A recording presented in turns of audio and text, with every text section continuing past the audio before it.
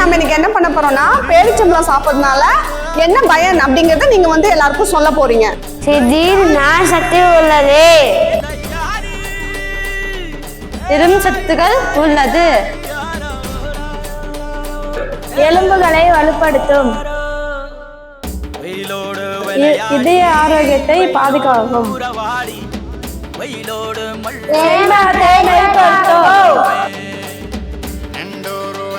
இது போன்ற ஊட்டச்சத்து மிக்க உணவுப் பொருட்களை வழங்க விரும்புவோர் எங்களது இல்லத்தினை தொடர்பு கொள்ளுமாறு அன்புடன் கேட்டுக்கொள்கிறோம்.